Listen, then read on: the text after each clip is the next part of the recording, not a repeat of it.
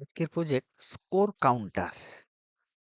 আমরা কোনো স্কোরকে মানে মানকে ভ্যালুকে কাউন্ট করব। স্যার আমরা স্কেচটা ওপেন করে নিই।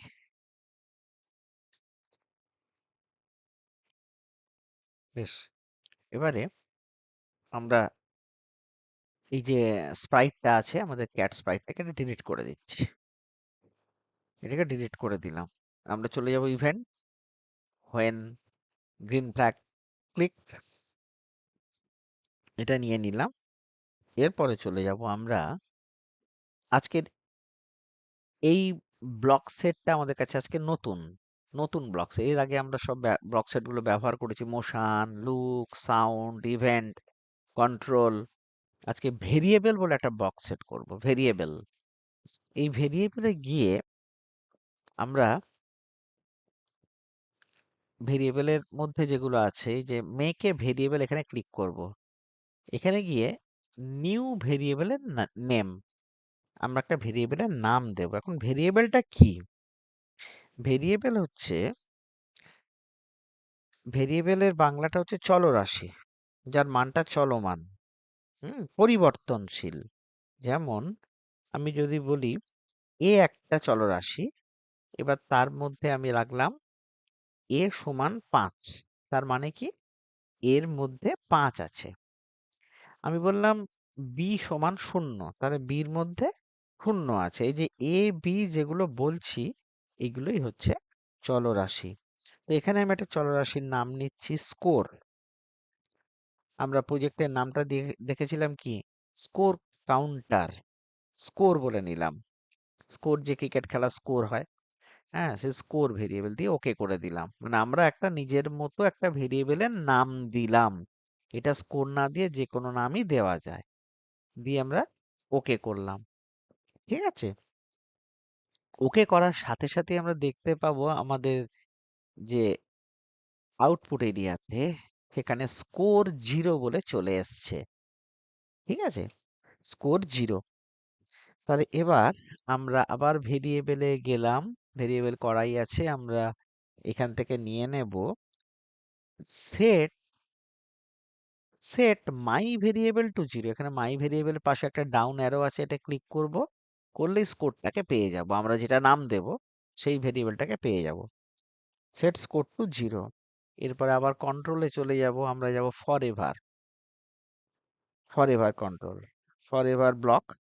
সেখান থেকে আমরা করব চেঞ্জ স্কোর বাই 1। আবার ভেরিয়েবলে যাব। ভেরিয়েবলে গিয়ে এই যে এখানে এই যে সেটের পরেরটা এই জায়গাটা সেট চেঞ্জ ফরএভারের মধ্যে দেব, কিন্তু ফরএভারের মধ্যে দেব চেঞ্জ স্কোর বাই 1। এখানটা মাই ভেরিয়েবল আছে, স্কোর করে দেবো। আমি কত করে চেঞ্জ করতে চাই? 1 করে চেঞ্জ করতে চাই। মানে স্কোর 0, তারপর 1, তারপর 2, তারপর 3, এইভাবে বাড়তে থাকবে। আর এখানে একটা আমরা ওয়েট দিয়ে দেব।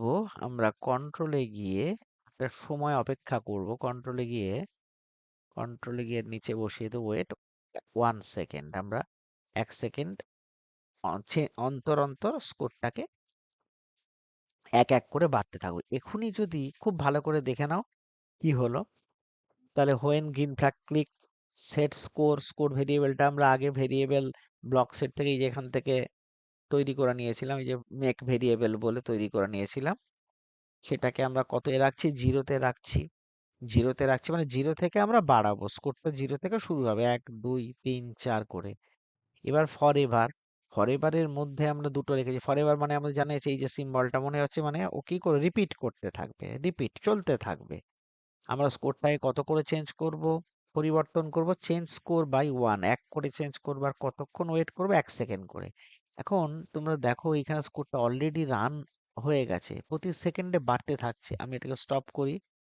আমি এটাকে স্টপ করে আবার শুরু থেকে দিয়েছি। দেখো 1, 2, 3, 4, 5, 6, দেখতে পাচ্ছ চেঞ্জ হচ্ছে প্রতি সেকেন্ডে। এটা মানে সেকেন্ড যেমন যাচ্ছে এটাও তেমন যাচ্ছে, ঘড়ির সেকেন্ড যেমন সেটাও তেমন যাচ্ছে। এবারে স্টপ করলাম।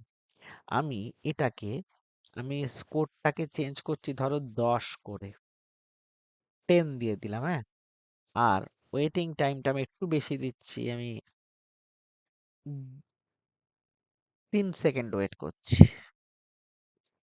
৩ সেকেন্ড করে আমি এটাকে আবার রান করাচ্ছি। ১ম থেকে রান করব।